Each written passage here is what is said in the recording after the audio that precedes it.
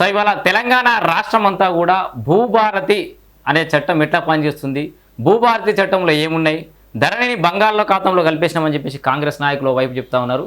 మరి నిజంగా దాన్ని బంగాళాఖాతంలో కలిపేసిరా, కలిపేయాల్సిన అవసరం ఉందా, ధరణిలో ఉన్నటువంటి నష్టాలేంది లేకపోతే లోపాలేంది, భూభారతిలో ఉన్నటువంటి అడ్వాంటేజెస్ ఏంది, నిజంగా భూభారతే సర్వరోగ నివారణయా, తెలంగాణ రాష్ట్రంలో ఉన్నటువంటి భూ సమస్యలన్నిటికీ ఇది ఒకటే పరిష్కార మార్గమా, ఇంకా ఏమైనా లోటుపాట్లు ఉన్నాయా, అసలు ఎంత ఎక్స్పీరియన్స్ తోటి లేకపోతే ఎంత అధ్యయనం చేసి ఎంత గ్రౌండ్ లెవెల్కి పోయి ఈ భూభారతి చట్టాన్ని రూపొందించారు, ఈ భూభారతిలో కూడా ఏమైనా లోటుపాట్లు ఉన్నాయా, ఇట్లా అనేక అంశాలు చాలామందికి అయితే అనుమానాలు వస్తున్నాయి. ఈ భూభారతి అంశానికి సంబంధించి మనం ప్రతిరోజు వస్తున్న దినపత్రికలో వస్తున్నటువంటి అనేక ప్రశ్నలు సమాధానాలు కూడా మీకు చెప్తూ వస్తూనే ఉన్నాయి కదా. సో దానికి సంబంధించి కొంతవరకు మనకున్న నాలెడ్జ్ చెప్పే ప్రయత్నం చేసినాం. మీకు చెప్పిన విధంగానే నిపుణులను ఎవరైనా తీసుకుని వచ్చి మీ ప్రశ్నలకి సమాధానం చెప్పే విధంగా, లేదంటే భూభారతి ఎంతవరకు వర్కౌట్ అయ్యే అవకాశం ఉంది, సో గతంలో జరిగినటువంటి ఆయన అనుభవాలు, సో సీనియర్ రిటైర్డ్ ఆఫీసర్ మనతో పాటు అందుబాటులో ఉన్నాడు. సో ఆయన ఈ సర్వే అండ్ ల్యాండ్ రికార్డ్ సంబంధించి జాయింట్ డైరెక్టర్గా పనిచేశాడు. సో ఆయన అనుభవం మనకు ఎంతగానో ఉపయోగపడుతుందనే ఉద్దేశంతో ఆయన మన స్టూడియోకి అయితే తీసుకురావడం జరిగింది. సో ఆయన అనుభవంలో మరి ఎన్నో ఆర్డర్స్ ఇచ్చి ఉంటారు, ఎన్నో ఇట్లాంటి సమస్యలు చూసుంటారు. గ్రౌండ్ లెవెల్లో ఇట్లాంటి చట్టాలు ఇంప్లిమెంట్ చేస్తున్నప్పుడు ఎలాంటి కాంప్లికేషన్స్ వస్తాయి, ఎలాంటి ఇబ్బందులు వస్తాయి, నిజంగా ఈ చట్టాలన్నీ ఎంత పకడ్బందీగా రూపొందించారో లేదా అని చెప్పేసి కూడా తెలుసుకునే ప్రయత్నం చేద్దాం. మనతో పాటు సుబ్బారావు గారు ఉన్నారు. నమస్తే సార్. నమస్తే sir, welcome to YD news sir. Sir చెప్పండి. సో మేము రోజు మా ఛానల్లో చెప్తూనే ఉన్నాం సార్, వాహినిలో ఇటు వైడి న్యూస్లో, అంటే రైతులకు సంబంధించి భూభారతి చట్టం వచ్చింది, ప్రభుత్వం ఏవైతే చట్టంలో ఇవన్నీ విధి విధానాలు పెట్టిందో చట్టానికి సంబంధించి వాళ్ళకి ఎక్స్ప్లెయిన్ చేస్తున్నాం సార్. సో ఇక్కడ ఈ భూభారతికి సంబంధించిన చట్టం చదువుతున్నంతసేపు వీళ్ళు ఎంతసేపు ఖచ్చితంగా ఇంట్రడక్షన్లో ధరణికి సంబంధించిన అంశం తీసుకొని ధరణిని బంగాళాఖాతంలో కలిపేసినాం, భూభారతిని తీసుకొచ్చినాం అంటారు సార్.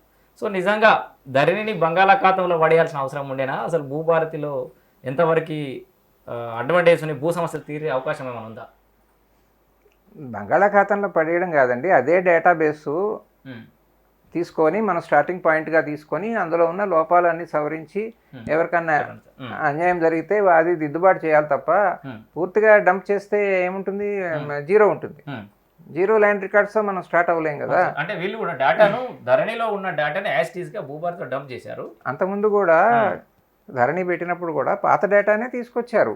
తర్వాత ఏమన్నా కొన్ని మార్పులు చేసి ఉండొచ్చు, తప్పులు రైటో అది వేరే విషయం. సో ఈ ఫైల్స్ ఇక్కడ నుంచి అక్కడికి పోయడం, అక్కడ నుంచి ఇక్కడికి పోయడం తప్పితే ఏం జరగదు. డేటాబేస్ అయితే అదే స్టార్టింగ్ పాయింట్ అదే. అది దాంట్లో మనం దాన్ని ఏం మార్పులు చేస్తామో అది వాస్తవాలని ప్రతిబింబిస్తుందా, ప్రజలకి న్యాయం జరుగుతుందా అనేది ముఖ్యం తప్ప పూర్తిగా బంగాళాఖాతంలో కలిపేయటం అనేది సాధ్యం కాదు. సో ముందుగా సార్ ఈ సర్వేయర్లు, సో ఈ భూభారతి అనేది పూర్తిస్థాయిలో ఇంప్లిమెంట్ కావాలంటే సో మీ అనుభవంలో ఏం చేస్తే బాగుంటుంది అనేది మనం కంక్లూజన్లో చెప్పుకుందాం. ముందుగా ఈ భూభారతి ఇంప్లిమెంటేషన్ కావాలంటే సర్వేయర్లు చాలా కీలక పాత్ర పోషిస్తున్నటువంటి పరిస్థితి. వాళ్ళు పదే వాళ్ళు కూడా అదే విషయం చెప్తున్నారు. 6,000 మంది లైసెన్స్డ్ సర్వేయర్లను తీసుకుంటున్నామని, అండ్ గ్రామ పరిపాలన ఆఫీసర్లు అని చెప్పేసి జీపీఓలు అని చెప్పేసి కొంతమంది రిటైన్ చేసుకుంటున్నారు. 10,954 ఎన్నో పోస్టులు ఉన్నాయి సార్. సో వాళ్ళని విఆర్ఓలుగా గతంలో కేసీఆర్ తీసేసిన వాళ్ళని మళ్ళీ రిటర్న్ పిలుస్తున్నారు. సో వీళ్ళు చాలా కీలకంగా మారబోతున్నారు భూభారతికి అని చెప్తున్నారు. సో ఈ లైసెన్స్డ్ సర్వేయర్ల పాత్ర ఎలా ఉండబోతుంది, వాళ్ళ వల్ల ఈ భూ పరిపాలన అనేది ఈజీ అయ్యే అవకాశం ఉంది సార్? లైసెన్స్ సర్వేయర్ వ్యవస్థ దాదాపు 20 ఏళ్ళ నుంచి ఉందండి, కానీ అది ఫెయిల్ అయింది. ఓకే, ఫెయిల్ అయింది ఎందుకంటే వాళ్ళకి జీతాలు లేవు. జీతాలు లేకుండా మామూలుగా ఎవరో రైతు మీకు డబ్బులు ఇస్తాడు, మన డాక్టర్ దగ్గరికి వెళ్ళి ఫీజు ఇచ్చినట్టు మీరు కూడా బోర్డు పెట్టుకొని ఉండండి, రైతు వస్తాడు ఫీజు ఇస్తాడు మీరు వెళ్ళి సర్వే చేయండి అని. ఆ సిస్టమ్ వర్కౌట్ అవ్వాల. ఓకే, అది ఆల్రెడీ ఫెయిల్డ్ కాన్సెప్ట్. అది కొన్నాళ్ళు తహసీల్దార్ ఆఫీసుల్లో ఈ సర్వేలు అన్అఫీషియల్గా అసిస్టెంట్గా అట్లా పనిచేశారు. వాళ్ళు ఏదో కొంచెం అనధికారికంగా ఏమన్నా డబ్బులు ఇచ్చారేమో కానీ అధికారికంగా వాళ్ళకి మీరు ఇంత రెమ్యూనరేషన్ ఇవ్వండి, గవర్నమెంట్ పని చేసినా కూడా కొన్ని పట్టా ప్రైవేట్ పని కాదు, గవర్నమెంట్ పనే భూసేకరణ, అసైన్మెంటు ఇలాంటి వర్క్ కూడా లైసెన్స్ సర్వేలు పనిచేసినప్పుడు పని అయితే చేయించుకున్నారు కానీ డబ్బులు ఇవ్వడానికి బడ్జెట్ లేదు, ప్రొవిజన్ లేదు. సో ఏదన్నా వాళ్ళు అన్అఫీషియల్గా సంథింగ్ ఇచ్చారేమో తప్ప అది మరి రెగ్యులర్ ఇన్కమ్ లేనిదే మనిషి సర్వైవ్ అవ్వలేడు కదా. అందుకని వాళ్ళందరూ వదిలిపెట్టి వెళ్ళిపోయారు. ఒక సెర్ప్లో మాత్రం society for elimination of rural poverty, దాంట్లో కొన్నాళ్ళ పాటు వాళ్ళని వాడుకున్నారు, జీతాలు ఇచ్చి వాడుకున్నారు వాళ్ళ సర్వీసెస్. అది కొంతవరకు నడిచింది. తర్వాత వాళ్ళు కూడా తీసేసినట్టున్నారు ఫండ్స్ లేకనో ఏమో. సో వీళ్ళందరూ చెల్లా చెదురయ్యి ఎవరి పాటికి వాళ్ళు వెళ్ళిపోయారు, వేరే ఉద్యోగాలు చూసుకొని వెళ్ళిపోయారు. సో మేమంతా సార్ లైసెన్స్ సర్వేయర్ల వల్ల మొత్తం అంతా ఒక్కడేసారి మారిపోతుందేమో అని మేమంతా లైసెన్స్ సర్వేయర్లు అని 6,000 మందిని ఊరగొట్టేస్తుంటే మేము ఏదో జరుగుతాను మేము అనుకుంటున్నాం సార్. ఇది ఆల్రెడీ ఉన్నది, ఫెయిల్యూర్ అయింది కూడా. పైగా లైసెన్స్ సర్వేయర్ల మీద పార్టీలకి నమ్మకం ఉండదు. ఇప్పుడు మనం ఒక గవర్నమెంట్ సబ్ ఇన్స్పెక్టర్ కాకుండా ఏదో కాంట్రాక్ట్ సబ్ ఇన్స్పెక్టర్ అన్నాం అనుకోండి, ఎస్ఐ, ఓకే, లేకపోతే లైసెన్స్డ్ ఎస్ఐ అన్నాం అనుకోండి, వాళ్ళ మీద మనకు నమ్మకం ఉంటుందా? అలాగే తహసీల్దారు, లైసెన్స్డ్ తహసీల్దార్ అంటే మీరు ఒప్పుకుంటారా? లైసెన్స్డ్ జడ్జి అంటే ఒప్పుకుంటారా? ఒప్పుకోరు కదా. కాంట్రాక్టర్ అంటే ఒప్పుకుంటారా? కనీసం ఒప్పుకోరు. వాళ్ళు పర్మనెంట్ గవర్నమెంట్ ఎంప్లాయీస్ అయ్యి వాళ్ళకి చట్టపరంగా కొన్ని అధికారాలు ఉండి ఆ అధికారాలను వాళ్ళు నిపక్షపాతంగా చేస్తారు, వాళ్ళ జీవితాంతం సర్వీస్లో ఉంటారు, వాళ్ళు బాధ్యతగా ఉంటారు. ఇప్పుడు ఏదన్నా కేసు అయినా కూడా, క్రిమినల్ కేసు అయినా కూడా, ఎవరైనా అరెస్ట్ చేసినా కూడా తీసుకుపోయి గవర్నమెంట్ డాక్టర్ చూపిస్తారు తప్ప కార్పొరేట్ హాస్పిటల్ తీసుకుపోరుగా. వాళ్ళు లైసెన్స్ కాబట్టి లైసెన్స్ దగ్గర పోరు కదా. వాళ్ళు మంచి డాక్టర్, ఇంతకంటే మంచి డాక్టర్లు ఉంటారు అక్కడ, అయినా వెళ్ళటానికి లేదు. గవర్నమెంట్ డాక్టర్కే చూపించాలి ఆయనకి తెలియపోయినా. అట్లా గవర్నమెంట్ ఉద్యోగస్తుల మీద మన ప్రజలకి, జడ్జీల మీద, పోలీసు వాళ్ళ మీద, సర్వేయర్ల మీద నమ్మకం ఉంటుంది. ఇప్పుడు ఒక సర్వేయర్ అంటే ఒక ప్రభుత్వ ప్రతినిధిగా, సార్వభౌమ రాజ్యం, ఆ రాజ్యం ప్రతినిధిగా వస్తాడు అతను. అక్కడికి వచ్చినప్పుడు అతనికి పక్కాగా చట్టపరమైన అధికారాలన్నీ ఉండాలి. పైగా ఇందులో ఇప్పుడు నేను డబ్బులు ఇచ్చి మీకు మన లాయర్కి డబ్బులు ఇస్తాము, లాయర్ మనం తప్పు చేసినా మన తరఫునే వాదిస్తాడు, మనం ఏం చేయలేదని వాదిస్తాడు. అలాగే మీరు లైసెన్స్ సర్వేని పెట్టుకున్నారనుకోండి, మీ తరఫునే చేస్తాడు తప్ప అవతల వాడికి న్యాయం ఎందుకు చేస్తాడు? నిష్పక్షపాతంగా చేసాడని అందరూ అనుకోవాలి కదా. పైగా ఇందులో పెద్ద ఫ్రాడ్లు ఉంటాయి, చాలా ఫ్రాడ్లు ఉంటాయి. ఏంటంటే వేరే వాళ్ళ హక్కుదారులు ఉంటారు, వాళ్ళ పేరు మీకు చెప్పరు, చెప్పకుండా మీరు అమ్మేస్తుంటారు. సర్వేకి డబ్బులు కడితే అవన్నీ అతనికేం తెలుసు? అతనికి తెలిసి కూడా ఊరుకోవచ్చు. అప్పుడు ఏమవుతుంది, సర్వే ఫ్రాడ్ అయిపోతుంది. టెక్నికల్ గా కరెక్ట్ అయినా కూడా అందులో ఆ భూమిలో ఎవరెవరికి హక్కులు ఉన్నాయో వాళ్ళందరికీ నోటీసులు ఇవ్వాలి, పక్క వాళ్ళకి కూడా నోటీసులు ఇవ్వాలి. ఇస్తామంటున్నారు కదా సార్. అంటే ఒక సర్వే నంబర్లో ఉన్న, అంటే ఏ మార్పులు చేర్పులు చేయాలన్నా కూడా ఆ పర్టికులర్ సర్వే నంబర్లో ఉన్న అందరు రైతులకు కూడా నోటీస్ ఇస్తాము, అండ్ మెసేజ్ అలర్ట్ పోయే విధంగా కూడా టెక్నాలజీ తీసుకొస్తాము అంటున్నారు సార్. చూడాలి మరి అది అంటే పాత పద్ధతి అయితే వర్కౌట్ అవ్వదు. పాత పద్ధతిలో అయితే వర్కౌట్ అవ్వదు. అండ్ ఇక్కడ లైసెన్స్డ్ అనే పదం వల్ల కూడా కొంత ఇబ్బంది అవుతుంది అని కూడా చెప్తున్నారు. అంటే ఒక రకంగా లైసెన్స్డ్ సర్వేయర్ అనేసరికి అటు సర్వేల సైడ్ నుంచి కూడా జీతాలు లాంటివి ఏమి ఉన్నాయి కాబట్టి వాళ్ళు అన్సాటిస్ఫైడ్ ఉండే అవకాశం ఉంది. అండ్ ఇటు ప్రజలు కూడా ఇప్పుడు మిగతా డైరెక్ట్ రెగ్యులర్ సర్వేయాలను నమ్మినట్టుగా ఇట్లా నమ్మే అవకాశం కూడా లేదని కూడా అంటున్నారు sir. Survey and boundaries act ఇక్కడ మెన్షన్ చేశారు సార్. ఒక్క నిమిషం, లైసెన్స్ సర్వేయర్లకి సర్వే అండ్ బౌండరీస్ యాక్ట్ కింద అధికారాలు లేవు. సర్వే అండ్ బౌండరీస్ యాక్ట్ లో సెక్షన్ 5 నుంచి సెక్షన్ 4 చెప్తుంది సర్వే ఆఫీసర్లు అనే వాళ్ళు ఎవరు అని. 5 నుంచి 13 దాకా 5, 6, 9, 10, 11, 13 ఇలా సెక్షన్స్ ఉన్నాయి. ఈ సెక్షన్స్ ప్రకారం దేని కింద కూడా ఈయనకి లైసెన్స్ సర్వేయర్కి అధికారం ఉండదు. సో మరి స్టాండ్ అయ్యేటట్టు ఉండాలి కదా పర్మనెంట్ గా. సో వీళ్ళు ఏం పెడుతున్నారంటే సార్, ఈ లైసెన్స్ సర్వేయర్ ఇవన్నీ కొలతలు వేసి బౌండరీస్, అక్షాంశాలు, రేఖాంశాలతో కూడిన మ్యాప్ ఇస్తారు, దాన్ని రెగ్యులర్ సర్వేయర్ పరిశీలించి ఆమోదించాలంట సార్. ఓకే, ఆమోదించాలి. నేను ఇప్పుడు నాకు 100 వస్తాయి, నాకు ఆల్రెడీ ఎంఆర్ గారు పనులు చెప్పారండి, నేను ఇవన్నీ చేయడానికి టైం పడుతుంది, 1 నెల ఆగు అంటాడు. అన్నాడు అనుకోండి గవర్నమెంట్ సర్వేయర్, ఏం చేస్తారు మీరు? నేను చాలా బిజీగా ఉన్నా, నాకు వేరే పనులు ఉన్నాయి అంటాడు. లేదు నువ్వు డబ్బులు ఇస్తే నేను చేస్తా అంటాడు. అప్పుడు ఏంటి పరిస్థితి? దానికి టైం బాండ్ పెట్టారు కదా సార్. టైం బాండ్ పెడుతున్నారు. టైం బాండ్ అంటే ఎన్ని రోజులు పెడతారు? కనీసం 1 నెల రోజులు టైం ఇవ్వరా? 1 నెల రోజులు. మరి 1 నెల రోజులు ఈ రిజిస్ట్రేషన్ వాళ్ళు చేసుకునే వాళ్ళు ఆగుతారా? ఆ మూడ్ లో వాళ్ళు కొనాలి అమ్మాలని డిసైడ్ చేసుకున్నప్పుడు అప్పటికప్పుడు అయిపోవాలి తప్ప ఈ ప్రాసెస్ అంతా అయ్యేటప్పటికి ఎంత టైం పడుతుందో. నెల అన్నప్పుడు నెల దాకా చూస్తాడు ఆయన, అంత షార్ట్ పీరియడ్ లో చేసే అవకాశం. 1 నెల రోజులు కూడా ఆగడం కష్టం అండి. 1 నెల రోజులు కూడా ఆగరు. నాకు అర్జెంట్ అవసరం ఉంది అమ్ముకోవాలి, అప్పుడు 1 నెల రోజులు ఆగమంటే ఎట్లా అవుతాం? సో ఇక్కడ ఇంకో ఈ రకమైన కాంప్లికేషన్ కూడా ఉంది. ఒకటి అథెంటికేషన్ ఉండే అవకాశం లేదు, కొంత అనుమానం ఉండే అవకాశం ఉంది ఈ పార్టీలకు. దాంతోపాటు ఎక్కువ రోజులు ఆగాల్సిన అవసరం కూడా రావచ్చు. ఈ టైం బాండ్ ఎంత పెట్టినా 4-5 రోజులు అయితే పెట్టడానికి అవకాశం లేదు. ఈ లైసెన్స్ సర్వేయర్ పోవాలి, ఆ సర్వే చేయాలి, తీసుకొచ్చి మళ్ళీ ఈ సర్వేయర్కి ఇవ్వాలి, ఈ సర్వేయర్ ఆమోదించాలి. సో ఇట్లా దీంతో పాటు ఇంకా అనేక అంశాలు ఉన్నాయి సార్. ప్రస్తుతం చాలా మంది రైతులు పాస్బుక్లో సర్వే నెంబర్కు దున్నుకుంటున్న భూమికి మధ్య చాలా తేడా ఉంది. ఈ పైవట్ కబ్జా అంశం క్లిష్టంగా మారుతుంది. ఏ దశలో సర్వే మ్యాప్ చేయాలి, ట్రిబ్యునల్ల ప్రస్తావన అండ్ ఇట్లా అనేక అంశాలు ఉన్నాయి కదా సార్. రూల్ 4 ప్రకారం తప్పుగా నమోదైతే సంవత్సరం దరఖాస్తు పెట్టుకోవాలన్నారు. పేద రైతులకు ఉచిత న్యాయం సాయం అందించే వ్యవస్థను ఎప్పుడు ఏర్పడేస్తారు? సో కలెక్టరేట్లలో అందులో కూడా పైన దాంట్లో అది చాలా పెద్ద సమస్య. ఇది చాలా పెద్ద సమస్య. సర్వే నెంబర్ బుక్ లో ఉన్న సర్వే నెంబర్ కి వాళ్ళు పట్టాదారు పాస్బుక్లు సర్వే లేకుండా ఇచ్చారండి. Okay sir. కొన్ని సందర్భాల్లో సర్వే నెంబర్లో ఉన్న మొత్తం విస్తీర్ణం కంటే ఎక్కువ విస్తీర్ణానికి పాస్బుక్లు ఇచ్చారు. కాగితం రాసి ఇచ్చేయటమే కదా, ఇచ్చేసారు. ఓకే. కానీ మనం యాక్చువల్గా మనం ఎంజాయ్మెంట్ సర్వే చేస్తే అందరికీ ఆల్మోస్ట్ అందరికీ ఎక్కువ అన్న వస్తుంది, తక్కువ అన్న వస్తుంది. ఎందుకంటే సర్వే చేసి కదా మనం పాస్బుక్ ఇవ్వాలి, ఇవ్వలేదు. అట్లా గత 30-40 ఏళ్ళ నుంచి ఎన్టీ రామారావు పీరియడ్ నుంచి ఇప్పటికి 36 ఏళ్ళు అయింది అనుకోండి, సర్వే లేనిదే పాస్బుక్ ఇవ్వకూడదు అనే రూల్ పెట్టలేదు.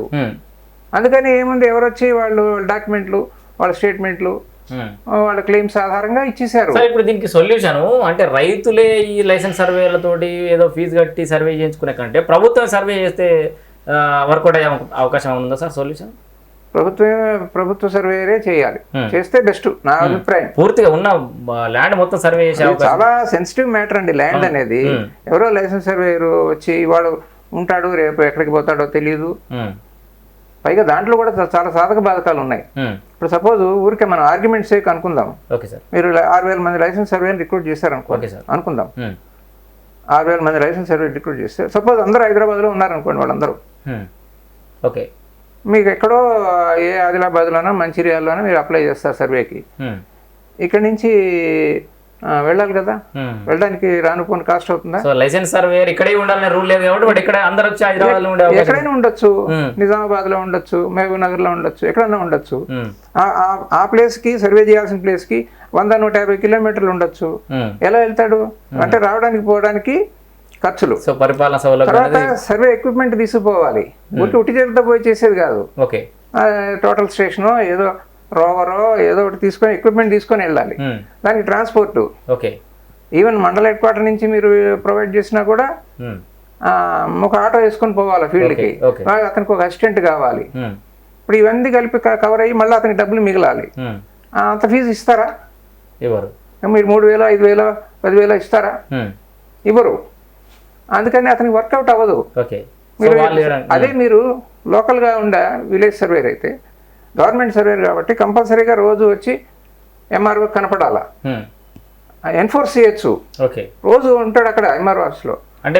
మీకు 10 అప్లికేషన్లు వచ్చినాయి అనుకోండి, నెలకి 10 అప్లికేషన్లు వచ్చినాయి ఒక సర్వేర్కి, 10 20,000. అది మీ సేవల ఆదాయం వస్తుంది గవర్నమెంట్కి. అదే డబ్బులు మనం జీతంగా ఇస్తాం, గవర్నమెంట్కి ఏం ఖర్చు లేదు. విలేజ్ సర్వేయర్ని అపాయింట్ చేస్తాము. వాళ్ళకి వాళ్ళ జీతం వాళ్ళే సంపాదించుకుంటారు, అక్కడే ఉంటాడు లోకల్ గా. సో మీరు అంటుంది ఏంటంటే విలేజ్ సర్వేయర్లను అపాయింట్ చేయాలంటున్నారు. విలేజ్ సర్వేయర్ని అపాయింట్ చేయాలి. ఆంధ్రాలో చేశారు 10,000 మందిని, ఇక్కడ కనీసం 5-6 వేల మందిని అపాయింట్ చేయాలి కదా, చేస్తే మంచిది. ఇప్పుడు 5,000 మంది సర్వీస్లో ఉన్నారు, 5,000 మంది ఎంతమందో విఆర్ఓస్ ఉన్నారు. మిగతా పోస్టులు విలేజ్ సర్వేలను అపాయింట్ చేసి మండలానికి ఒక 10 మందిని కేటాయించండి, బాగుంటుంది కదా. వాళ్ళు మన ఏదన్నా ఏమంటారు, మామూలుగా సర్వే నెంబర్ వారీగా ఇండివిజువల్ ప్రాబ్లమ్స్ అయినా సాల్వ్ చేయగలుగుతారు. ఈవెన్ మీరు టీములుగా వేసి రీసర్వే కూడా చేయించవచ్చు. అంటే బొత్తిగా రికార్డు లేదు, ప్రాబ్లమ్స్ ఎక్కువ ఉన్నాయి. అన్ని విలేజెస్ ప్రాబ్లమ్స్ ఎక్కువ ఉండవు, కొన్ని విలేజెస్లోనే ఉంటాయి, కొన్ని సర్వే నెంబర్లోనే ఉంటాయి. అవి టీంలు వేసి చేయించవచ్చు. సో వీళ్ళంతా ఏం చేస్తున్నారంటే క్రమక్రమంగా డిస్ప్యూట్ ఫ్రీ ల్యాండ్స్ చేయడం ద్వారా దానికి భూదారు నంబర్ అనేది ఫస్ట్ టెంపరీ భూదారు, తర్వాత పర్మనెంట్ భూదారు నంబర్ ఇవ్వడం ద్వారా దాని వాల్యూ పెరుగుతుంది. సో అది డిస్ప్యూట్ ఫ్రీ ల్యాండ్ అయితే దాని వాల్యూ ఎట్లా పెరుగుతుందో చూడండి ఒకసారి. అసలు మనం అంచనా కూడా వేయలేమని చెప్పి కూడా చెప్తున్నారు సార్. అంటే వీళ్ళు ఉంటుంది ఏంటంటే ఒకేసారి అవుతుందని వీళ్ళు కూడా అంటలేరు సార్. క్రమక్రమంగా ఇప్పుడు పర్టికులర్గా మీరు చెప్పిన సర్వే నెంబర్లో మీరు చెప్పినట్టుగా పాస్బుక్ల మీద ఎక్కువ ఉండి సో పొజిషన్ తక్కువ ఉంది, ఎక్స్టెంట్ ఎక్కువ పాస్బుక్ల మీద ఉంది. సో వీళ్ళు ఏమంటారు సార్, ఎవరికి వాళ్ళకి ఇండివిజువల్ అమ్మకాలు కొనుగోలు జరిగినప్పుడు కంపల్సరీ సర్వే మ్యాప్ అనేది ఇంక్లూడ్ చేయాలంటారు కదా సార్. ఇక్కడ ఈ మ్యాప్లు ఇచ్చుకుంటూ ఈస్ట్ ఎవరున్నారు, వెస్ట్ ఎవరున్నారు, నార్త్ ఎవరున్నారు, సౌత్ ఎవరున్నారు, ఇట్లా ఈ బౌండరీస్ మనం ఈ కమర్షియల్ ప్లాట్లకు ఎట్లయితే చేస్తారో అట్లా బౌండరీస్ డిసైడ్ చేస్తూ పోతూ ఉంటే కాలక్రమేణా కొన్ని సంవత్సరాల వరకైనా ఈ సమస్య తీరుతుంది. ఈ పర్టికులర్ సర్వే నెంబర్లో అన్ని మార్పులు చేర్పులు అయ్యేసరికి ఇది క్లియర్ అవుతుంది అని చెప్పేసి అంటారు సార్ వాళ్ళు. అంటే ఒక సర్వే నెంబర్ మనం టేకప్ చేసినప్పుడు ఆ సర్వే నెంబర్ మొత్తం సర్వే చేస్తే బెస్ట్. గతం పట్టేసారు అప్పుడే. ఆ సర్వే నెంబర్ వరకు మీరు ఎవరు ఎంత ఎంజాయ్మెంట్లో ఉన్నారు, ఎక్కడ ఉన్నారు అనేది ఆ సర్వే నెంబర్ వరకు తేల్చేస్తే బెస్ట్. గ్రాడ్యువల్గా చేసుకుంటే మంచిదే. అంటే అన్ని ఒకసారి అవ్వాలంటే ఇప్పుడు అది రీసర్వే పద్ధతిలో మొత్తం స్టేట్ అంతా చేస్తాము అంటే అది అయ్యే పని కాదు. అది ఎక్కడ రీసర్వే అనేది ఎక్కడ సక్సెస్ కాల. సో ఇదే మంచిది గ్రాడ్యువల్గా.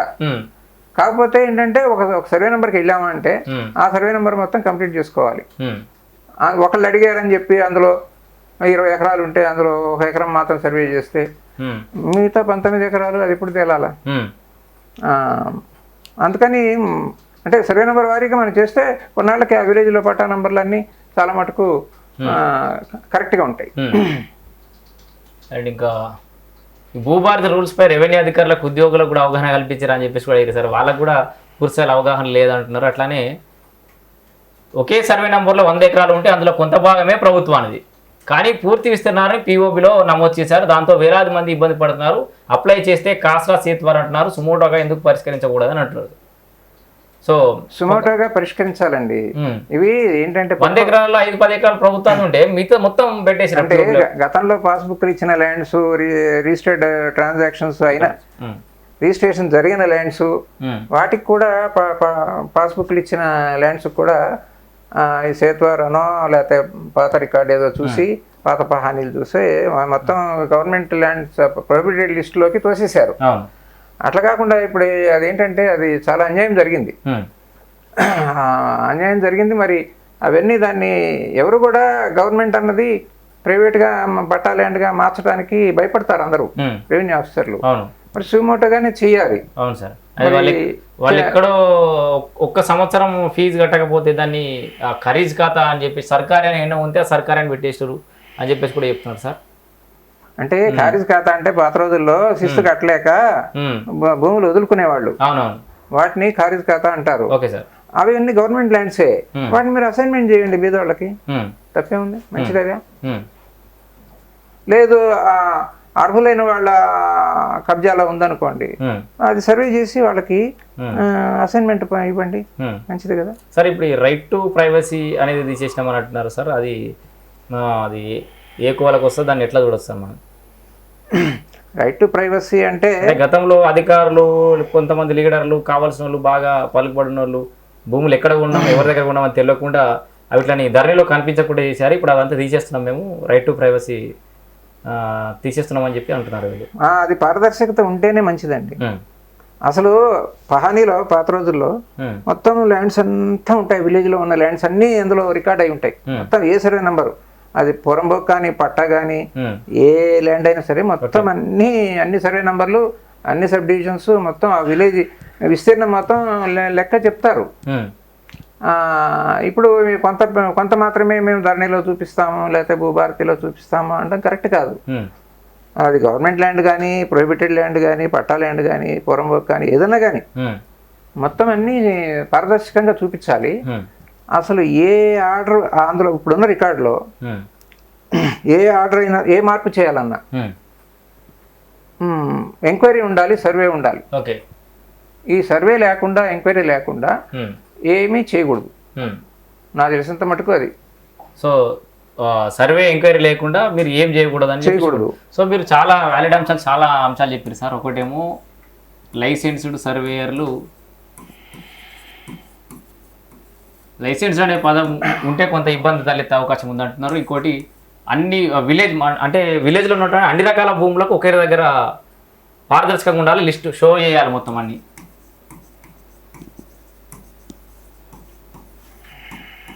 అయితే కర్ణాటక మోడల్ కొంత వర్క్ అయ్యే ఛాన్స్ ఉంది. ఈ కర్ణాటక మోడల్ తీసుకున్నారు సార్ వీళ్ళు.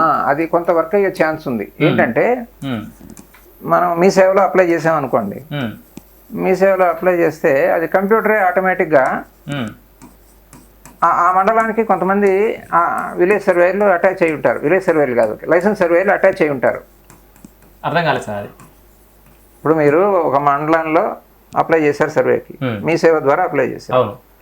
అక్కడ ఆ మండలానికి సంబంధించి అక్కడ ఎవరికైతే లైసెన్స్ సర్వేలు ఎంతమంది ఉన్నారో వాళ్ళకి ఆ మండలంలో వర్క్ చేయడానికి విల్లింగ్గా ఉండేవాళ్ళు, సౌకర్యంగా ఉండేవాళ్ళు, దగ్గరలో ఉండేవాళ్ళు ఎవరెవరైతే ఉన్నారో వాళ్ళ దగ్గర ఆ లిస్ట్ ఉంటుంది. కంప్యూటరే ఆటోమేటిక్గా ఎట్ ర్యాండమ్ సర్వేని కేటాయిస్తుంది. ఓకే. టైం కూడా డే టు టైం కూడా చెప్తారు. నోటీసులు కూడా జనరేట్ అయిపోతాయి. ఓకే. అప్పుడు వచ్చి అతను చేస్తాడు. చేసిన తర్వాత దాన్ని స్క్రూటినీకి పంపిస్తారు. ఓకే. ఆ సిస్టంలో కొంత వర్క్ అయ్యే ఛాన్స్ ఉంది. ఓకే. సో తర్వాత అంటే ఇప్పుడు ఆ డబ్బులు పార్టీ డైరెక్ట్గా లైసెన్స్ సర్వేకి కట్టడు, మీ సేవ కడతాడు. ఆ డబ్బులన్నీ సర్వే డిపార్ట్మెంట్ డైరెక్టర్కి వెళ్ళిపోతాయి. ఆ డబ్బులన్నీ వీళ్ళందరికీ వీళ్ళు ఈ నెల మొత్తంలో ఎన్ని కేసులు చేశారో దాంట్లో అతనికి ఎంత లెక్క రావాలో లెక్క కట్టి వాళ్ళ బ్యాంక్ అకౌంట్ డీటెయిల్స్కి ఆటోమేటిక్గా ఫస్ట్ కల్లా క్రెడిట్ అయిపోతాయి. మీరు 10 కేసులు చేస్తే కేసుకి ఇంత అని 2,000 అంటే కేసుకి 20,000 మీకు అకౌంట్లోకి వచ్చేస్తాయి. కేసులు ఏం రాలేదనుకోండి, మీకు ఏమి రాదు. కేసులు వస్తే వస్తాయి. దానివల్ల ఏంటంటే కొంచెం అనిశ్చితి అనేది ఉంటుంది. ఇప్పుడు మనం ఏంటంటే నెలకి ఎంత సంపాదిస్తావు అని మనకి ఎంత ఆదాయం వస్తుంది, సో ఆటోమేటిక్గా ఇంట్రెస్ట్ చూపెట్టాడు సర్వే దాన్ని ఇంట్రెస్ట్ చూపెట్టాడు. అంటే మామూలుగా నెలకి 20,000 ఇస్తామంటే వచ్చేస్తారు. అలా కాకుండా ఏమో కేసును బట్టి ఇస్తాము అంటే అది కొంచెం అందరూ ముందుకు రారు. పైగా అన్ని ఏరియాస్లో మీకు లైసెన్స్ సర్వేయర్లు విల్లింగ్గా ఉండేవాళ్ళు, సౌకర్యంగా ఉండేవాళ్ళు, వాళ్ళు ఏదో టౌన్స్లో ఉన్నారనుకోండి, వాళ్ళు రావడానికి కొంత ఇబ్బంది ఉండొచ్చు. అంటే రిమోట్ మండలాల్లో ఈ లైసెన్స్ సర్వేయర్లు రాకపోవచ్చు. ఒకటి. రెండోది ఏంటంటే పట్టా ల్యాండ్స్ వరకు అంటే పోనీ ఇలా చేసుకోవచ్చు. మరి గవర్నమెంట్ ల్యాండ్స్లో మీరు సర్వే చేయించాలి. అసైన్ ల్యాండ్స్ కానీ ఈ సాదా బైనామా కానీ ఏదైనా సరే సర్వే చేయించాలి అంటే అది ఎవరు చేయిస్తారు? ఇప్పుడు ఏ ప్రాబ్లం సాల్వ్ చేయాలన్నా మీరు ప్రొహిబిటెడ్ లిస్ట్ కానివ్వండి, సాదా బైనామా కానివ్వండి, మ్యూటేషన్ కానివ్వండి, పాస్బుక్ ఈవెన్ పాస్బుక్ ఇవ్వాలన్నా న్యాయంగా సర్వే చేయాలి. సో మరి అవన్నీ గవర్నమెంట్ ల్యాండ్స్ సర్వే చేయాలంటే లైసెన్స్ సర్వేని మనం వాళ్ళకి ఎవరు ఇస్తారు డబ్బులు? దానికి మళ్ళీ బడ్జెట్ లేదని చెప్పి ఇప్పుడు కొంతమంది ఉంటారు చూడండి, అవుట్ సోర్సింగ్ ఎంప్లాయీస్, వాళ్ళకి 6 నెలలు సంవత్సరానికి కూడా జీతం రాదు. అటువంటి ఇబ్బందులు ఉంటాయి. అంటే కొంత ఛాన్స్ ఉంది, బట్ అది ఫెయిల్ అయ్యే ఛాన్స్ కూడా ఎక్కువ ఉంది. సో దాని పూర్తి స్థాయిలో వీళ్ళు వాళ్ళకు ఒక డెడికేటెడ్గా వాళ్ళకు ఒక బాధ్యతలు పూర్తిగా అప్పచెప్పి వాళ్ళకి ఇంత అమౌంట్ అని చెప్పేసి వాళ్ళకు ఒక ఆ ఉద్యోగం మీద ఆ పని మీద వాళ్ళకి ఇంట్రెస్ట్ క్రియేట్ చేస్తే తప్పితే దాన్ని వర్కౌట్ అయ్యే అవకాశం లేదు. గతంలో కూడా ఇట్లనే లైసెన్స్ సర్వేలు ఉండే వాళ్ళు అంతగానో ఆసక్తి చూపెట్టలేదని కూడా చెప్తున్నారు సార్. ఇప్పుడు మీరు ప్రైవేట్ కంపెనీలో 50,000 ఇస్తా ఉన్నారు అనుకోండి, అదే గవర్నమెంట్ జాబ్ 20,000 అన్నారు అనుకోండి, మీరు 20,000 జాయిన్ అయిపోతారు. Government security job, government security గౌరవం ఉంటుంది, కొంచెం తొందరగా తీసేయరు అని ఒక ఇది ఉంటుంది కదా. ఇప్పుడు ఫైనాన్షియల్గా ఇంకా డిసైడ్ చేయాల్సింది ఏం లేదు. 10,000 మందికి జీతాలు ఇవ్వాలని గవర్నమెంట్ ఆల్రెడీ కమిట్ అయిపోయింది విఆర్ఓస్కి. ఇప్పుడు ఉన్న సర్వీస్లో ఉన్న వాళ్ళు ఒక 5,000 మంది ఎంతమంది ఉన్నారు, వాళ్ళని విఆర్ఓలుగా తీసుకొని ఇక మిగతా 5,000 పోస్టులు ఉన్నాయి కదా, 5,500 ఎన్నో ఉంటాయి కదా, అవి తెలంగాణ పబ్లిక్ సర్వీస్ కమిషన్ ద్వారా టెక్నికల్లీ క్వాలిఫైడ్ వాళ్ళని రిక్రూట్ చేసుకోవచ్చు. దానికి ఏదో ITI civil, diploma civil, BTechs civil ఇలాంటి క్వాలిఫికేషన్ పెట్టి ఒక స్క్రీనింగ్ టెస్ట్ లాగా పెడితే ఆంధ్రాలో అయితే అందరూ మోస్ట్లీ బీటెక్ వాళ్ళే సెలెక్ట్ అయ్యారు. అందరు జెమ్స్ బ్రహ్మాండంగా వాళ్ళు మీరు ల్యాప్టాప్ మీద కానీ డీజీపీఎస్తో కానీ డ్రోన్ టెక్నాలజీ కానీ జిఐఎస్ సాఫ్ట్వేర్ కానీ ఏదన్నా సరే మన పాత పద్ధతులు కానీ మొత్తం మాస్టర్ చేసి పడేశారు. బాగుంది, ఎక్సలెంట్ అసెట్ ఉన్నారు అక్కడ. ఓకే, కానీ ఇక్కడ మనకి ఎలాగో ఫైనాన్షియల్ గా 10,000 మందికి జీతాలు ఇవ్వాలని డిసైడ్ అయ్యారు కాబట్టి ఆ బడ్జెట్ లోనే తీసుకోవచ్చు. ఒక 5-6,000 మందిని విలేజ్ సర్వేస్ రిక్రూట్ చేస్తే సార్ ఒక వ్యాలిడ్ సజెషన్ ఏమిస్తున్నారంటే, సరే లైసెన్స్ సర్వేలు తీసుకుంటున్నారు, తీసుకునేది ఏదో 10,000 మందికి జీతాలు ఇస్తాం అనుకుంటున్నారు, 5,000 మంది విఆర్ఓ తీసుకుంటున్నారు, మిగతా 5,000 క్వాలిఫైడ్ చదువుకున్న పిల్లలతోటి స్క్రీన్ టెస్ట్ లాంటివి పెట్టి వాళ్ళని తీసుకుంటే ఇంకా క్వాలిటీ అవుట్పుట్ వచ్చే అవకాశం ఉంది, తొందరగా సర్వే అయ్యే అవకాశం కూడా ఉంది అంటున్నారు. అట్లాగనే అన్ని రికార్డులను కూడా అన్ని గ్రామాలలో ఉన్నటువంటి అన్ని రకాల భూముల రికార్డులను కూడా షో చేయాలి అండ్ విలేజ్ నుంచి సర్వే అనేది తీసుకోవాలంటున్నాడు సార్. ఇంకా అసలు ఇదంతా గందరగోళం ఎందుకు వస్తారు అంటే ఎన్ని ప్రభుత్వాలు మారినా ఎన్ని సమీకరణాలు మారినా ఈ భూ సమస్యలు అనేది తీరతలేదు సార్. సో గతంలో ఏదో ప్రపోజల్ వచ్చిందని అన్నారు, ఇందాక మీరు మాట్లాడుతూ చెప్పినారు. ఈ రెవెన్యూకు సపరేట్ ఇప్పుడు రెవెన్యూ ఎంఆర్ఓనే అన్నీ చేయాలి, కుల ధృవీకరణ పత్రం ఇవ్వాలి, ఆదాయ ధృవీకరణ పత్రం ఇవ్వాలి, ఇటు ప్రభుత్వ సంక్షేమ పథకాలు అమలు చేయాలి, ఇటు రెవెన్యూ ఈ భూములకు సంబంధించిన వ్యవహారాలు చూడాలి, protocol, civil supplies, natural calamities, elections అన్నీ ఎంఆర్ఓనే కాబట్టి వాళ్ళు రెవెన్యూ పని చేయడం చాలా తక్కువ అయిపోయింది. ఏదన్నా ఇంపార్టెంట్ కేసు ఉంటే చేస్తారు, లేకపోతే చేయలేరు. సో ఇప్పుడు ధరణి ఉన్నప్పుడు లేదు, ఇప్పుడు భూభారతి వల్ల కూడా వాళ్ళ మీద భారం గట్టిగా పడే అవకాశం ఉంది కదా సార్. మరి వాళ్ళు ఇప్పుడు కూడా పారదర్శకంగా పనిచేస్తారని నమ్మొచ్చా? అంటే ఇప్పుడు ఇంపాసిబుల్ సిచ్యువేషన్లో పెట్టి చేస్తారా చేయరా అంటే నేనేం చెప్పగలను, చేయడం కష్టం. ఓకే, అది సిచ్యువేషన్ మాత్రం ఇంపాసిబుల్ సిచ్యువేషన్. వాళ్ళు జనరల్ అడ్మినిస్ట్రేటర్స్, అన్ని డిపార్ట్మెంట్ సంబంధించిన విషయాల్లో వాళ్ళని అడుగుతారు యుద్ధానికి. మీటింగులు, వీడియో కాన్ఫరెన్స్లు, లేదా ఆర్డీఓ గారి మీటింగ్ అంటే ప్రయాణం చేయాలి, కలెక్టర్ గారి మీటింగ్ అంటే ప్రయాణం చేయాలి. ఇది దీంతోనే సరిపోతుంది. పైగా చాలా మంది మండల హెడ్ క్వార్టర్స్ లో కాపురం ఉండరు, వాళ్ళు ఎక్కడో ఉంటారు. వాళ్ళు ఇంటి నుంచి ఉంటారు, రావడానికి పోవడానికే టైం పడుతుంది. అందువల్ల వాళ్ళకి చాలా ఇబ్బందులు ఉన్నాయి. అందుకనే నేనేమంటానంటే, గతంలో వరల్డ్ బ్యాంక్ వాళ్ళ సలహా ప్రకారం కంబైన్డ్ స్టేట్ లో ఒక సీనియర్ ఐఏఎస్ ఆఫీసర్స్ తో కమిటీ వేశారు. ఆ కమిటీ వాళ్ళు రిపోర్ట్ ఇచ్చింది బైఫర్కేషన్ టైంలో ఇచ్చారు, 2013-14 ఆ టైంలో. వాళ్ళు ఏమని చెప్పారంటే, రెవెన్యూ డిపార్ట్మెంట్ని 2 విభాగాలుగా జనరల్ అడ్మినిస్ట్రేషన్, ల్యాండ్ అడ్మినిస్ట్రేషన్ అని డివైడ్ చేయండి. డివైడ్ చేసి ల్యాండ్ అడ్మినిస్ట్రేషన్ డిపార్ట్మెంట్ వాళ్ళు ఓన్లీ రెవెన్యూ పని, ల్యాండ్ పనే చేయాలి, ల్యాండ్ రికార్డ్స్ పనే చేయాలి. అంటే సర్వేనో, ఇన్స్పెక్షనో, ఎంక్వైరీనో, ఆర్డర్ పాస్ చేయటమో అదే పని. ఇక మిగతా మిస్సెలేనియస్ పనులకు దేనికి వెళ్ళకూడదు. ఇది వీళ్ళు ల్యాండ్ అడ్మినిస్ట్రేషన్ డిపార్ట్మెంట్ వేరే ఉండాలా, జనరల్ అడ్మినిస్ట్రేషన్ డిపార్ట్మెంట్ వేరే ఉండాలా అని వాళ్ళు సలహా చెప్పారు. ఇవే కాకుండా చాలా విలువైన సలహాలు చాలా చెప్పారు వాళ్ళు. అన్ని రకాల సమస్యల్ని తెలంగాణలో ఉన్నాయి, అన్నిటిని అధ్యయనం చేశారు వాళ్ళు.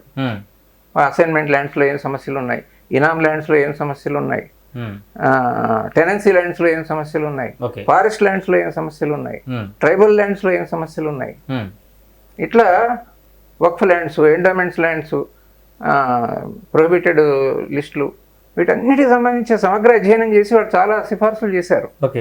ఆ సిఫార్సులను బయటికి తీసి పరిశీలించి ఇందులో ఏది ఆచరణ సాధ్యమో, ఏది మంచిది అనుకుంటే గవర్నమెంట్ అది చేస్తే కొంత మంచి జరుగుతుంది. సో దాని ప్రస్తుతం ఎక్కడ కనిపిస్తలేదు, ఆ రిపోర్ట్ ఎక్కడ పోయింది, దాని గురించి ఎక్కడ కూడా డిస్కషన్ కావాలంటూ దాన్ని అధ్యయనం చేసినట్టు కూడా ఇక్కడ ఈ భూభారతిని చూస్తే కూడా అర్థమైతే లేదు. నా దగ్గర కాపీ ఉంది, సో వాళ్ళ రికమెండేషన్స్ సమరీ కూడా ఉంది. ఓకే సార్, ఎగ్జిక్యూటివ్ సమరీ అంటారు. సో అది కూడా మీకు కావాలంటే ప్రొవైడ్ చేయండి సార్, అదొకసారి చూద్దాం. సో సార్ చెప్పింది మీకు కొంతమందికి అర్థమైందో లేదో, సార్ ఏమంటున్నారంటే గతంలో రిటైర్డ్ ఐఏఎస్, ఐఏఎస్ ఆఫీసర్లతోటి చాలా మేధావులతో ఒక కమిటీ చేస్తే, ఆ కమిటీ ఈ వక్ఫ్ భూములు కానీ, దేవాదాయ భూములు కానీ, అసైన్డ్ భూములకు ఏం చేయాలి, తెలంగాణ అంటే మన అప్పుడు బైఫర్కేషన్ కాలేదు, సో మన తెలుగు రాష్ట్రాల్లో కానీ, సో ఈ రాష్ట్రంలో ఉన్నటువంటి భూ సమస్యల పరిష్కారానికి అనేక మార్గాలను, అనేక సూచనలు కూడా సూచించారట. వాళ్ళు చెప్తుంది ఏంటంటే, జనరల్ అడ్మినిస్ట్రేషన్ సపరేట్గా ఉంచాలి, రెవెన్యూ రికార్డ్స్ యొక్క అడ్మినిస్ట్రేషన్ అనేది సపరేట్గా మెయింటైన్ చేయాలన్నారు. సో ఎందుకంటే ఒకే ఎంఆర్ఓని అన్ని రకాల పని చేయాలి, సో ఏదో టౌన్ నుంచి ఎక్కడికో పోవాలి, అండ్ ఈ వీడియో కాన్ఫరెన్స్లు, ఆ మీటింగ్లు, ఈ మీటింగ్లు అనుకుంటే వాళ్ళ టైం అంతా కిల్ అవుతుంది. సో అన్ని సంక్షేమ పథకాలు అమలు చేయడము, ఈ ప్రోటోకాల్ ఇష్యూస్ ప్రతిదీ వాళ్ళే చూసుకోవాలి కాబట్టి వాళ్ళ దాని మీద కాన్సన్ట్రేట్ చేయలేకపోతున్నారు. సో అందుకని ల్యాండ్ రికార్డ్స్, రెవెన్యూకి సంబంధించిన అడ్మినిస్ట్రేషన్ సపరేట్ ఒక వింగ్ ఉండాలి, మిగతా అంశాలకు ఇంకో వింగ్ ఉండాలని చెప్పేసి అప్పుడు గతంలోనే సూచించారట. మరి ఎందుకు ఇంప్లిమెంటేషన్ కాలేదో ఇప్పటిదాకా అయితే మనకు తెలియదు సార్. అంటే సీఎం గారికి ఇవన్నీ అంటే సరైన ఇన్పుట్స్ ఇస్తే, గతంలో జరిగింది ఏందనేది సీఎం గారికి ఇన్పుట్స్ ఉన్నాయి, సీఎం గారికి ఈ ఇన్పుట్స్ అన్ని ఇస్తే ఇంకా మంచి నిర్ణయాలు వచ్చే అవకాశం ఉంది. ఓకే, సో ఇప్పటికైతే ఎంత అంటే మరి ఇప్పుడు ఈ భూభారతి చట్టంలో మరి ఎంతవరకు మార్కులు చేస్తారు అంటే ధరణికి కంపేర్ చేస్తే, లేదంటే గతంలో ఉన్న చాలా చట్టాలు కంపేర్ చేస్తే, సో ఎట్లా ప్రోగ్రెస్ ఉంటుంది? దీని రోజులు గడిచినా పోతే ఎంతో కొంత స్టడీ చేసి నేర్చుకుంటూనే ఉంటాం చాలా తప్పుల నుంచి మనం. ఏదైనా భూభారతి ద్వారా మీకున్న నాలెడ్జ్లో భూభారతి ద్వారా ఎంతో కొంత ముందడుగు పడే అవకాశం సార్, భూ సమస్యలు కొంతనన్నా తీరే అవకాశం కనబడుతుందా? ఉద్దేశాలు అయితే మంచివే కనపడుతున్నాయండి. Okay sir. అదేది దాన్ని ఏమంటారు, సాదా బైనామా చేస్తామంటున్నారు. అవును. తర్వాత ఇంకేంటి, ప్రొహిబిటెడ్ ల్యాండ్స్ సమస్యలు పరిష్కారం చేస్తామంటున్నారు. అవును సార్. తర్వాత కాస్తుదార్ పేరు ఇంక్లూడ్ చేస్తామంటున్నారు. అందరికీ ఈ సమస్యలన్నీ పరిష్కారం చేస్తామంటున్నారు. మంచిదే, అన్ని ఉద్దేశాలు బాగానే ఉన్నాయి. కాకపోతే ఇన్ని అప్పీల్స్ పెడితే అది అంత ఉపయోగం లేదు. ఇప్పుడు ఏదో తహసీల్దార్ నుంచి ఆర్డీఓ నుంచి కలెక్టర్ నుంచి ట్రిబ్యునల్, ఇన్ని ట్రిబ్యునల్స్ అవసరం లేదని నా అభిప్రాయం. ఏదో ఒక అప్పీల్ ఉండాలంతే. ఇప్పుడు ఉదాహరణకి ఇనామ్స్ అబాలిషన్ యాక్ట్ ఉంది తెలంగాణలో. RDO primary authority, appellate authority joint collector, తర్వాత హైకోర్టు. సింగిల్ అప్పీల్ ఉంటే చాలు. మరి ఇన్ని అప్పీల్స్ పెట్టారు, అది దానివల్ల న్యాయం జరుగుతుందా, కాలక్షేపం అవుతుందా? ఇన్ని అప్పీల్స్ ఎందుకు? ఇప్పుడు ఇంతకుముందు కేసీఆర్ గారు వీళ్ళ అధికారాలు, ఎంఆర్ఓలు, ఆర్డీఓలు అధికారాలు రద్దు చేయక ముందు కూడా ఈ అప్పీల్ ప్రొవిజన్స్ ఉన్నాయి కదా, అప్పుడు కూడా చాలా పెండింగ్ ఉన్నాయి కేసులు. ఎందుకండి? దానికి బేసిక్ కారణం ఏంటంటే వాళ్ళ పని, వాళ్ళకి చాలా మస్తు పనులు ఉంటాయి, 100 డిపార్ట్మెంట్ చూసుకోవాలి, వాళ్ళు ఎక్కడ చేస్తారు? సో ఇక్కడ ఒక పాయింట్ అర్థమైపోయింది సార్. అంటే ధరణి ఉన్నప్పుడు అంతకంటే ముందు కేసీఆర్ సమయంలో కూడా వీళ్ళకి అధికారాలు ఉండే, వాళ్ళకి ఏదైనా కదా అధికారాలు వీకేసిండి అని చెప్పేసి కూడా మీరు చెప్తున్నారు సార్. పైగా ఇంకోటి ఏంటంటే, ఇంకో ఇబ్బంది ఏంటంటే, ఇప్పుడు మా పాత ఎంఆర్ఓ గవర్నమెంట్ ల్యాండ్ అని రాసిపోయాడు, లిస్ట్ లో వేసిపోయాడు. నేను వచ్చి దాన్ని గవర్నమెంట్ కాదు ప్రైవేట్ అని అంటే మీరందరూ నన్ను అనుమానిస్తారు, ఆరోపణలు వస్తాయి, పేపర్లో రాస్తారు, నువ్వు ఎందుకు చేసావు గవర్నమెంట్ ల్యాండ్ ని ప్రైవేట్ అని. ఆ భయం ఉంటుంది. గవర్నమెంట్ ల్యాండ్ ని ప్రైవేట్ చేయాలంటే తొందరగా చేయరండి. ఎందుకు చేయాలి చెప్పండి? రిస్క్ వాళ్ళకి లేనిపోయింది. నువ్వు చిన్న తప్పు జరిగింది అనుకోండి, నువ్వు ఏదో దురుద్దేశంతో చేసావంటారు. వాళ్ళకి ఇమ్యూనిటీ ఎక్కడ ఉంది? ఓకే సార్, ఈ కాస్తులో ఉన్న వారికి పాస్బుక్ ఇవ్వాలనే అంశం కరెక్టేనా సార్? ఇది ఎవరైతే పొజిషన్లో ఉన్నారో వాళ్ళకి సర్వే చేసి వాళ్ళకి అంతే, అది 100% కరెక్ట్ అండి. మీరు ప్రతి సర్వే నెంబర్ ఎంజాయ్మెంట్ సర్వే చేయాలి. సర్వే చేసి ఎవరికి ఎంత ఎంజాయ్మెంట్ ఉందో దానికి తగ్గట్టు పాస్బుక్లు సవరించాలి. ఎక్కువ తక్కువ ఉంటే సవరించాలి. అసలు అనుభవమే లేదనుకోండి, పొజిషన్ లేదు, ఆ పాస్బుక్ క్యాన్సిల్ చేయాలి. భూమి మీద అనుభవం లేకుండా పాస్బుక్ ఏంటంటే అసలు తప్పది. పాత రోజుల్లో అది సర్వే లేకుండా ఇచ్చారని చెప్పాను కదా, సర్వే కాదు కదా, కనీసం ఇన్స్పెక్షన్ అన్న చేసి ఇవ్వాలి. సర్వే లేకపోయినా కనీసం వెళ్ళి అతనికి అనుభవం ఉందా లేదా, ఆ సర్వే నంబర్ లో ఉన్నాడా కాదా అని తెలుసుకుని అప్పుడు పాస్బుక్ ఇవ్వాలి. అలా ఇవ్వలేదు, ఇష్టం వచ్చినట్టు ఇచ్చేసారు. సార్ అనుభవంలో వేరే సర్వే నంబర్ లో ఉన్నాడు, రికార్డ్ లో వేరే సర్వే నంబర్ లో ఉన్నారంటే దాన్ని ఏం చేయొచ్చు సార్? ఎక్కడ అనుభవంలో ఉంటే ఆ నంబర్కే పాస్బుక్ ఇవ్వాలండి. మరి దాంట్లో ఏమన్నా చట్టపరమైన ఇబ్బందులు ఏమన్నా ఉంటే దాన్ని మరి ఏదైనా సవరణ చేయటమో కొత్త చట్టం చేయటమో ఏం చేయాలో నాకు తెలియదు అంత లోతుగా. బట్ అనుభవంలో మీకు లేకుండా మీకు ఏ నంబర్లో అనుభవం ఉంటే ఎంత ఉంటే అంత, దానికి కూడా ఇప్పుడు ఆధునికమైన స్కెచ్ ఉండాలి. పాత స్కెచ్లు అర్థం కావు, ఆ భాష అర్థం కాదు, ఆ నంబర్లు అర్థం కావు, అక్షరాలు అర్థం కావు. ఆ టిప్పని చూసినా మనకేం అర్థం కాదు.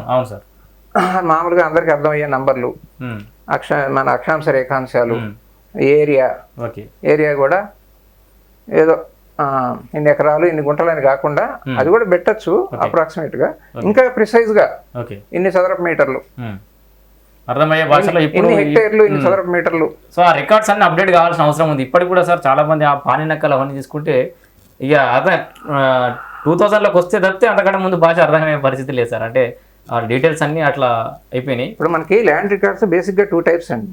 ఒకటి టెక్స్చువల్ రికార్డ్స్.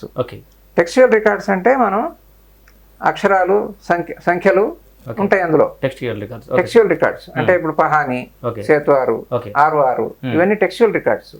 దానికి కరస్పాండింగ్ గా ఇందులో ఏం ఎంట్రీలు ఉన్నాయో అందులో దానికి కరస్పాండింగ్ గా ఇప్పుడు సపోజ్ ఒక సర్వే నెంబర్ లో 10 సబ్ డివిజన్స్ ఉన్నాయి అనుకోండి, దానికి సంబంధించిన టిప్పన్ లో కూడా 10 సబ్ డివిజన్లు ఉండాలా. అట్లా లేదు మనకి, లేవు. ఊరికే సర్వే లేకుండానే ఆ నంబర్ వేసేసి రాసి ఇచ్చేసారు. అందుకని ఇప్పుడు ప్రతి సర్వే నెంబర్ ఎంజాయ్మెంట్ సర్వే చేసి దాని ప్రకారం మన మీరు దాన్ని ఏమంటారు భూభారతి పోర్టల్లో దాన్ని రిఫైన్ చేయాలి. కొందరికి ఎక్కువ రావచ్చు, కొందరికి తక్కువ రావచ్చు, కొన్ని పాస్బుక్లు క్యాన్సిల్ అయిపోవచ్చు. సార్ ఇప్పుడు ఈ దాన్ని ఏమంటారు సార్ అసైన్డ్ భూములకు కూడా యాజమాన్య హక్కులు కల్పించాలి అని చెప్పేసి ఒక డిమాండ్ కూడా ఉంది సార్. దాన్ని ఎంతవరకు సాధ్యమవుతుందో ఇవ్వడం కరెక్టేనా సార్? ఈ అసైన్డ్ భూములకు కూడా యాజమాన్య హక్కులు ఇస్తామని ఇస్తే మంచిది. ప్రభుత్వం అంటే కాంగ్రెస్ హామీ ఇచ్చారని చెప్పేసి కూడా చాలా మంది అంటున్నారు.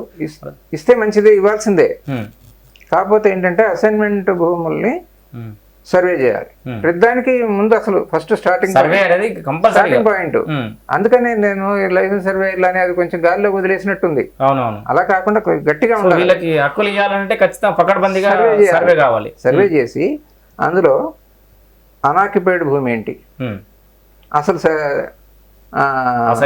వ్యవసాయానికి పనికిరాని భూమి ఏంటి, అనాక్యుపైడ్ ఖాళీగా ఉన్న భూమి ఏంటి, ఖాళీగా ఉన్న భూమి ఎవరికైనా బీదవాళ్ళకి ఇవ్వచ్చు. తర్వాత పాత అసైనీస్ కొత్త వాళ్ళకి అమ్ముకొని ఉంటారు. వీళ్ళల్లో ఈ కొన్న వాళ్ళల్లో అర్హులు ఎవరు, అనర్హులు ఎవరు? అర్హులైతే వాళ్ళకి పట్టా ఇవ్వాలి, అనర్హులైతే వాళ్ళని ఇవిక్షన్ చేయాలి, వెళ్ళగొట్టాలి. ఇట్లా మరి ఆ అసైన్మెంట్ ల్యాండ్స్ని అందులో వాళ్ళు దానికి ఏదో ఒక క్రైటీరియా పెట్టుకొని 10 ఏళ్ళ నాడు అసైన్ అయిందో 20 ఏళ్ళ నాడు ఏదో కర్ణాటకనో తమిళనాడు దాన్ని లెక్కలో తీసుకొని 10-20 ఏళ్ల కింద వాళ్ళకి మాత్రమే అమ్మకం కొనుగోలుకి అవకాశం ఇవ్వాలని ఏదో కట్ ఆఫ్ డేట్ పెట్టి దాంట్లో ఆ డేట్కి ముందు అసైన్మెంట్ అయ్యి ఉంటే వాళ్ళు అప్పటి నుంచి ఒరిజినల్ అసైన్ అనుభవంలో ఉండుంటే అప్పుడు వాళ్ళకి పర్మనెంట్గా దాన్ని అమ్ముకునే హక్కులు అన్ని కల్పించవచ్చు. ఓకే. సో మొత్తంగా సార్ చాలా విలువైన సూచనలు అయితే ఇచ్చారు సార్. అంటే దీంట్లో ఇది ఒక్కటే సర్వరోగ నివారణ కాదు, దీంట్లో కూడా కొన్ని ఇంప్లిమెంటేషన్లో కొన్ని ఇబ్బందులు తలెత్తే అవకాశం కూడా ఉంది. ముఖ్యంగా సర్వేయర్ల విషయంలో విలేజ్ సర్వేయర్లను తీసుకుంటే బాగుండేది. సో తీసుకున్న ఈ లైసెన్స్ సర్వేయర్లనైనా కరెక్ట్గా వాళ్ళకు పని కల్పించే విధంగా వీళ్ళని వికేంద్రీకరణ చేయాలి. ఇప్పుడు హైదరాబాద్ లాంటి నగరాలనే ఎక్కువ సర్వేయర్లు ఉంటే ఇబ్బంది కూడా తలెత్తే అవకాశం ఉంది. కర్ణాటక మోడల్లో ఇట్లా మీ సేవ నుంచి అప్లై చేసుకొని వాళ్ళందరికీ పని కల్పించే విధంగా కూడా చూడాలి. వాళ్ళకి ఏమన్నా బడ్జెట్ కరెక్ట్గా అలాట్ చేసి సర్వే కనుక పకడ్బందీగా చేస్తే అవకాశం ఉంటుంది, బాగుంటుంది అని చెప్తున్నారు. ప్రతి మండలానికి ఒక 10 మంది సర్వేలు కేటాయించండి, అంటే నెంబర్ ఆఫ్ విలేజెస్ బై 2 అంతమంది విలేజ్ సర్వేలు కేటాయించి ఎంఆర్ఓకి కంట్రోల్లో పెట్టండి, అద్భుతాలు జరుగుతాయి. ఓకే. అంటే ప్రతి 2 విలేజ్లకి ఒక విఆర్ఓ ఒక సర్వేయర్ ఉంటే వాళ్ళు ఎంఆర్ఓ చేయిస్తారు పని, వాళ్ళు కరెక్ట్ గా ఆర్డర్స్ ఇవ్వగలుగుతారు. లేకపోతే అంతా గందరగోళమే, లేకపోతే పెండింగ్ పెట్టాలి. ఓకే. సో నువ్వు ఈ 6,000 మందిని కూడా కరెక్ట్గా యూటిలైజ్ చేసుకోకపోతే కష్టమే అంటున్నారు. అండ్ ఈ ప్రభుత్వ భూములని సరే వీళ్ళు ఒక పార్టీస్ ప్రైవేట్ వ్యక్తులకు సంబంధించి పట్టా భూములకు సంబంధించి సర్వే చేస్తారు, ఇబ్బంది లేదు, అది ఇంకో సర్వేయర్ దాన్ని ఆమోదిస్తారు, అంతవరకు ఓకే. కానీ ప్రభుత్వ భూములని అసైన్ భూములను కూడా యాజమాన్య హక్కులు ఇద్దామని ఆలోచిస్తున్న ప్రభుత్వం అసైన్ భూములు ఎక్కడెక్కడ ఎంత ఉన్నాయో లెక్క తీయాలంటే కూడా ఆ సర్వేలో పకడ్బందీ చేయాల్సిన అవసరం ఉంది. ఈ లైసెన్స్ సర్వేలు పకడ్బందీ చేస్తారా చేయరా వాళ్ళకి అథెంటికేషన్ ఉండదు కాబట్టి సో అక్కడ కూడా ఇబ్బందులు తలెత్తే అవకాశం ఉందంటున్నారు. అట్లాగే సార్ సూచన ప్రకారం ఈ ఎంఆర్ఓలకి తహసీల్దార్లకి అన్ని రకాల పనులు, ఇటు అడ్మినిస్ట్రేషన్ ప్రోటోకాల్ విషయాలు, ఈ రెవెన్యూ రికార్డ్స్ అన్ని రకాల అడ్మినిస్ట్రేషన్లు వాళ్ళే చూసుకోవాల్సి రావడం ద్వారా ఇప్పటిదాకా ఈ రెవెన్యూ వ్యవస్థలో ఎన్ని సమస్యలకు కారణం, ఈ జాప్యానికి కారణం, ప్రతి సమస్య కూడా లేట్ కావడానికి కారణం కూడా వాళ్ళకు తలకు మించిన భారం ఉండడం వల్ల అనేక విషయాలను కూడా వాళ్ళకి అసైన్ చేయడమే కారణం అని చెప్తున్నారు. దానికి గతంలో సార్ లాగానే కొంతమంది రిటైర్డ్ ఆఫీసర్లు అండ్ అప్పుడున్న సీనియర్ ఐఏఎస్ ఆఫీసర్లు చాలామంది మేధావులు విశ్లేషకులు చెప్పినటువంటి విషయం వాళ్ళు సజెస్ట్ చేసింది ఏంటంటే ఈ రెవెన్యూ ఈ వ్యవస్థని రెండు విభాగాలుగా సపరేట్ చేయాలి. జనరల్ అడ్మినిస్ట్రేషన్ ఒకటి సపరేట్గా పెట్టాలి, రెవెన్యూ రికార్డ్స్ ఈ ల్యాండ్ రికార్డ్స్ సంబంధించిన అడ్మినిస్ట్రేషన్ సపరేట్గా చేస్తే బాగుంటుందని గతంలోనే సూచనలు కూడా వచ్చినాయట. మరి అది బలేరావు కమిటీ. సో ఇది చాలా కొత్త విషయం మన తెలంగాణ సమాజానికి, చాలా మందికి తెలియకపోవచ్చు. బలేరావు కమిషన్ అని చెప్పేసి ఆ కమిటీ అని చెప్పేసి అప్పట్లో ఒక కమిటీ కూడా వేసారట. అది ఇచ్చిన సూచన మేరకు general administration separate, land revenue record administration separate. దాని ద్వారా పని భారం తగ్గుతుంది. వాళ్ళు అదే పని భూమికి సంబంధించిన సమస్యలు, సర్వే అయిందా లేదా, ప్రభుత్వ భూమి ఎక్కడ ఉంది, ఏ ఊర్లో ఏ భూమి ఉంది, ఎక్కడ మార్పులు చేర్పులు జరిగినాయి, సో ఇవన్నీ చూసుకోవడానికి అదొక సపరేట్ వ్యవస్థ ఉండే అవకాశం అయితే ఉంది అని చెప్పేసి కూడా సార్ చెప్తున్నారు. సో మరిన్ని ఇవాళ మనం మాట్లాడుకునే టెక్నికల్ అంశాలు, భూభారతి లాంటి వ్యవస్థ కానీ లేకపోతే సర్వేయర్ వ్యవస్థ కానీ ఈ భూ పరిపాలన మీద ఎట్లాంటి ఇంపాక్ట్ చూపిస్తుంది, ఎట్లాంటి సమస్యలు ఉంటాయని చెప్పేసి అయితే ఈ రోజు ఎపిసోడ్లో సార్ ద్వారా ఆ విషయాలు తెలుసుకున్నాం. తర్వాత ఇంకా ఇప్పుడు చాలా రకాల ప్రశ్నలు అయితే ఉత్పన్నమే, దానికి కాలం సమాధానం చెప్తుంది ఇంప్లిమెంటేషన్లో. మరి ఇవన్నీ భూభారతి సాల్వ్ చేస్తుందా చేయదా అని చెప్పేసి కొన్నాళ్ళు గడిస్తే కానీ ఇప్పుడే చెప్పలేము. ఇప్పుడు పైలట్ ప్రాజెక్ట్గా నడుస్తుంది. మరి సార్ అనుభవంలో ప్రకారం అయితే కొన్ని కాంప్లికేషన్స్ అయితే ఉంటాయని చెప్తున్నారు గ్రౌండ్లోకి వెళ్ళేసరికి. సో ఇది ఇప్పటివరకు సార్ ఇచ్చినటువంటి అప్డేట్. థ్యాంక్ యూ సార్, మా స్టూడియోకి వచ్చి చాలా విలువైన సూచనలు ఇచ్చారు sir. Thank you sir. Thank you.